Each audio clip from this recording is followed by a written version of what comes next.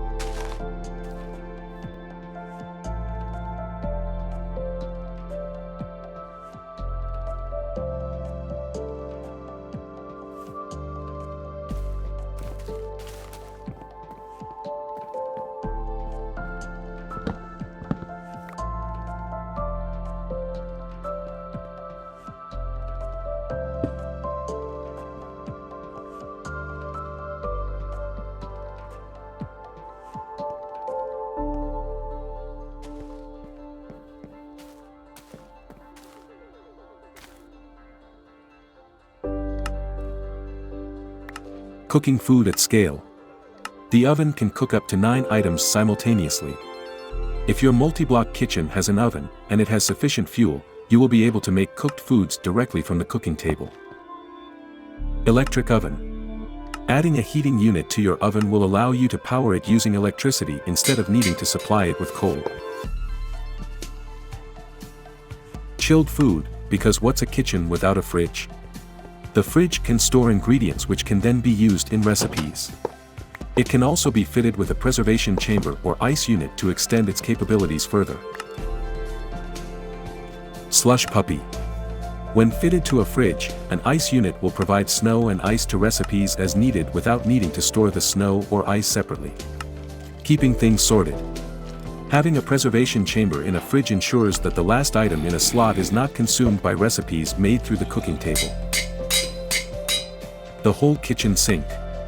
The kitchen sink is not only an infinite source of water on its own, when part of a multi-block kitchen it can automatically provide water to any recipes needing it. Vertical storage. Kitchen cabinets can be mounted above kitchen counters and other appliances with a gap in between to allow use of the counter surfaces, and still be considered part of the multi-block kitchen. Going round the bend. The hanging kitchen corner is a filler block that lets your hanging kitchen cabinets connect around corners. Storage and surface space. The kitchen counter can be used to store ingredients inside it, as well as provide a surface on which kitchen appliances can be placed. Counter corner. The kitchen corner is a counter surface only. It does not store anything in it. Kitchen stuff. The spice rack can be placed on a wall and used to store things like spices and bottled ingredients. The toaster can make toast from bread automagically. The milk jar, when filled with milk, can supply it as needed to recipes requiring some. The fruit basket can store fruit in it. Kitchen tools can be displayed on the wall using a tool rack.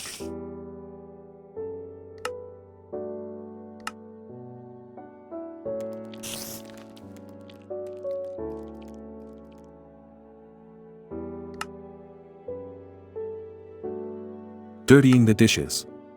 Now that you've got access to some basic food items, you can really start working on improving your health and well-being, and benefiting from the spice of life. We're going to start by making some fairly basic dishes to get some variety in, and we'll follow up later with some real hunger busters. You might need to bounce around to other sections in this survival guide to be able to complete this one, but it'll all be worth it in the end. Complete at least 4 of the Pentagon tasks here to continue.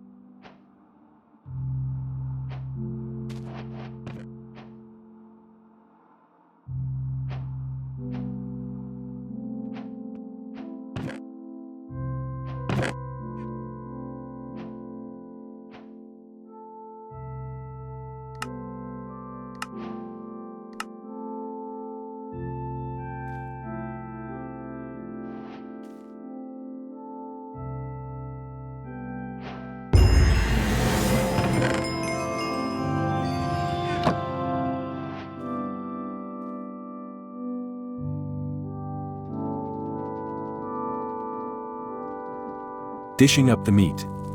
Apart from a somewhat dodgy supply of meat and a fairly time-consuming supply of fish, you don't have easy access to meat and animal products. It's time to try and rectify this.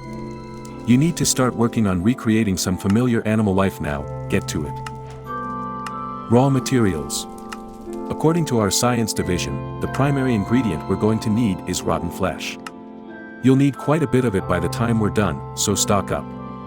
An alternative ingredient for one of the early recipes is to use bone instead of rotten flesh, so you might want to consider using bone where you can. Protein paste is not a waste. Unsurprisingly, we need a fairly clean source of protein to work with. Make a stash of protein paste. We'll use it in different ways to eventually craft the specific DNA structures we need to create the animal lifeforms we're after. RNA. Simply, ribonucleic acid is a thing. You pop some bone or rotten flesh into the molecular recycler and you get back some RNA, which we'll use to make other stuff. Get on with it. Gloop is not just for kids. Mixing RNA with protein paste in a quantum transmutation chamber produces a primordial gloop, which will allow us to form the base DNA strands we need. Strand and deliver. We're going to need to provide strands of protein for our DNA production. Luckily, we already know how to make protein strands using wikidium dust and protein paste in the QTC. DNA. Simply, deoxyribonucleic acid is another thing. You can make some fairly generic DNA by putting protein strands and primordial gloop into the quantum transmutation chamber. Albumin. One more time through the QTC, this time using DNA in bone meal will result in albumin, which is basically egg white, plus or minus some random genetic mutation. Eggs. Put some of that albumin into a drying cupboard, and over time you will end up with an egg. Now, you could throw these eggs around and hope for the best, but we're going to try and be smarter about this, and give ourselves a guaranteed way of hatching chickens.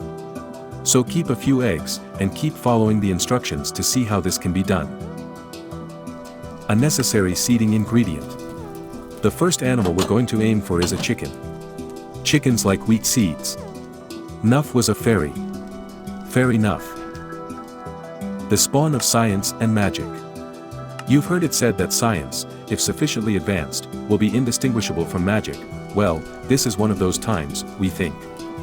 Make a hole, and fill it with a bucket of witch water, throw in an egg, a piece of primordial gloop, some wheat seeds and some extra RNA, and a totally explainable by science chemical reaction will occur, resulting in a special egg, specifically encoded to guarantee hatching a chicken.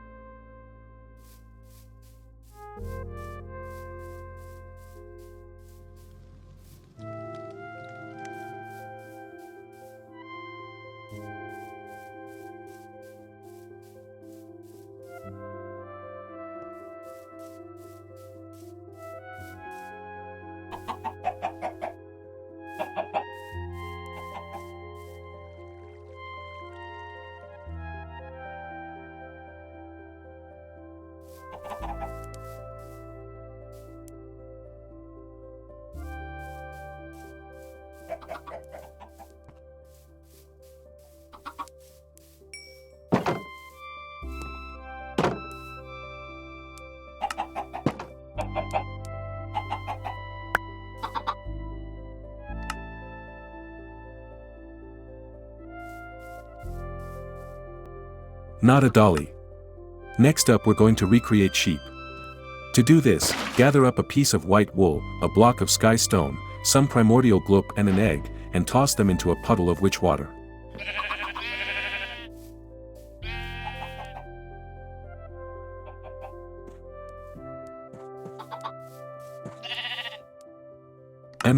Bacon. Not long now, you just need to gather up some raw mutton, dirt, an egg, and primordial gloop, toss them into a puddle of witch water, and next thing you know, it'll be bacon and sausages for brekkie.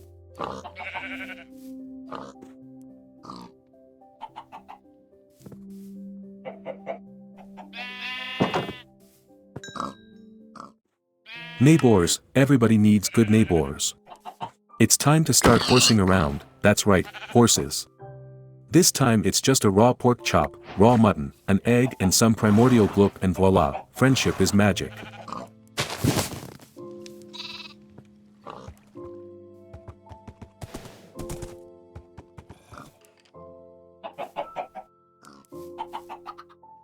Move in on up. Don't have a cow man, have two or more. You can manufacture a cow spawn egg by tossing some leather, a bucket, an egg, and primordial gloop into a puddle of witch water.